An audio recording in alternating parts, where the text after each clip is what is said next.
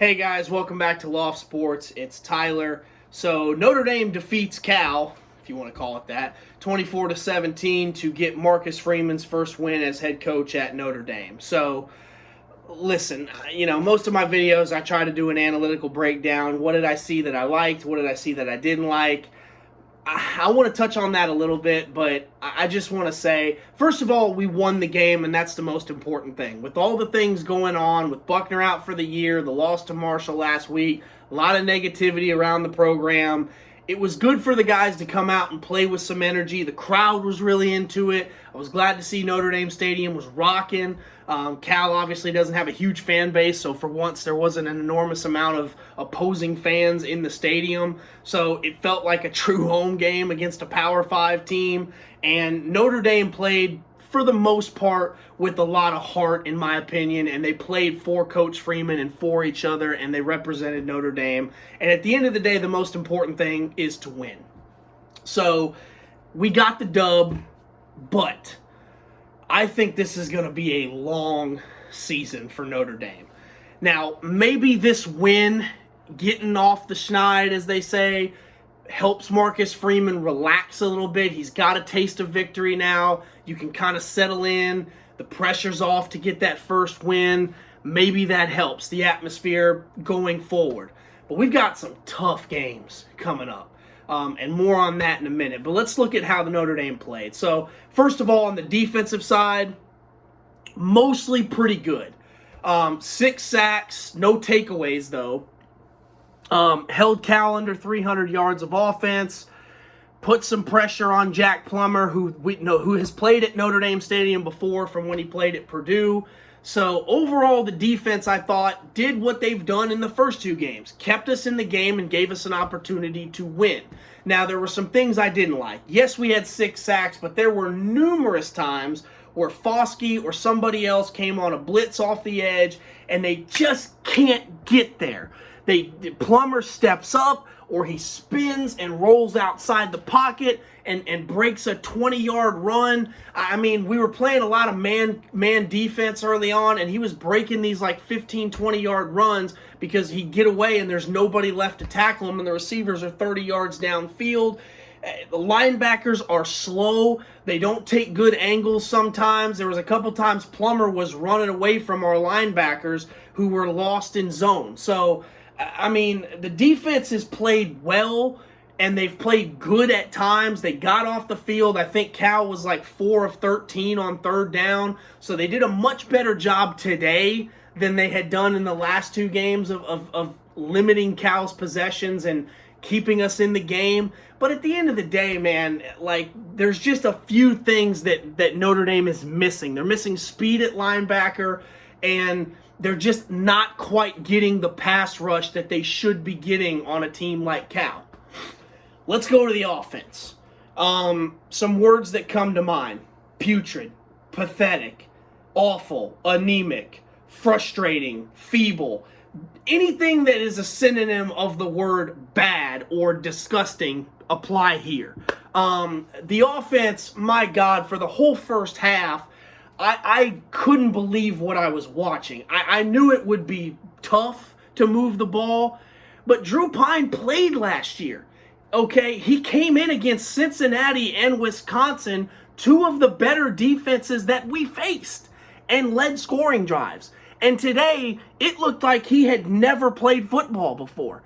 He fumbled a snap in the shotgun. He fumbled a snap under center, and that was the only turnover of the game. He literally, they called a play that was literally, hey, Drew, throw the ball right here to the tight end, and let's just get you a completion. And he spiked it into the ground. Like, I've never seen that before. Like, it was literally a 4-yard pass, and he threw it right at the guy's feet. I think my son can throw a football farther than that. And I don't want to knock Drew, but he was deer in the headlights. The pressure was way more than he could handle. It was apparent early. And Tommy Rees did not do a good job, again, of calling plays to settle his quarterback down. Where is the running game in the first half? Nowhere to be found. It's deep shot, deep play, He missed Mayer on a wide open post route that would have been a huge play. Mayer's clearly frustrated, but Mayer calms himself down, being the leader that he is, tells Drew, hey, it's okay, you're going to get the next one, head up, being a good teammate, being a leader. And then the NBC cuts from commercial, and Tommy Rees is on the phone, clearly screaming vulgar language, and yeah, F-U-C-K this, and he's wide open, make the you-know-what throw, and I mean, it's like, guys, the whole team, you could tell. Then there was one point, it's 3rd and 9, I think, and we get 2 false start penalties, and the camera pans to Freeman, and you can see him screaming at Tommy in the headset, run the ball. Let's just punt and play defense. And this team looked bad. They were flustered, there were penalties, everything looked forced. Drew looked rattled, they didn't even try to run the ball. Fortunately, in the second half, cooler heads prevailed, and Notre Dame said, maybe we can just line up and run right at them and pick up 7 yards of play. And what do you know? We did. Tyree had like 68, 70 yards rushing. Estime had 76 yards rushing. We got the ball to playmakers in space. High percentage throws. We quit throwing everything down the field. Drew doesn't throw a bad ball. He's kind of a poor man's Ian Book without the feet. He's obviously not as mobile as Buckner is. He's nowhere near as mobile as Book was. But he doesn't throw a bad ball. He's got a good spiral. He's got a little bit of touch on his deep ball, although we didn't see much of that, and we shouldn't have. Mayer only had 2 catches. I think they got to get him more involved. Didn't get Lindsey or Styles a lot of looks. But hey, we got the ball to the running backs, high percentage throws. We out-athleted Cal, which we should be doing. And we won ugly, which is what we needed to do. I don't care if you win this game 3-0, you got to win this game. So Pine did throw 17 of 23. For as bad as the first half looked, he actually finished with 2 touchdowns, only 6 incompletions and 150 yards. So he really kind of figured it out as the game went on, and it looked like he got some confidence, and he started to believe in himself. Now, we were putrid on 3rd down. 3 of 12 is just disgusting. At least we didn't have to go for it on 4th down. Only had 147 yards rushing. I'd like to see that be more over the 200, 250, especially when you only have 300 yards, not even 300 yards of offense. But we punted 7 times. Which, listen, in a battle, in a field position game, which this was, punting is not always a bad thing. If you can control the field position, similar to the Ohio State game, yes, we punted a ton, but you don't, Gary Danielson always has this analogy on CBS, score or punt, which is just a fancy way of saying no turnovers. Don't turn the ball over, punt, pin them back inside their own 20-yard line, make them drive the length of the field to get points. Don't give up big plays, and keep the field position battle so when they punt, you're working around your own 35, 40-yard line or plus territory. You're not starting at your own 12 all the time. So I like that Notre Dame took control of the game, but I think some of that was we were just better players and that 4 quarters was too much time for Cal and they wore down, which should have happened with Marshall, but didn't. More on Marshall in a second. So in the end, the coaches figured out, hey, let's just let our guys play straight football, line up, and just have the better team. It was not a pretty win, but we're 1-2. We don't need to worry about winning with style points. The playoffs are off the table. We just need to win and build some confidence and not let this thing come completely unhinged and go off the rails. We need to save our recruits. We've recruited well. Let's not fumble everything with an 0-12 season or something crazy. So in the end, Notre Dame figures it out. They get a win. Where can Notre Dame go from here? Well, I think we need to reevaluate our expectations for this team. I think if we win 8 or 9 games, I'm going to be on here in the end of the year, and I'm going to be beaming, because if this team somehow wins 8 or 9 games,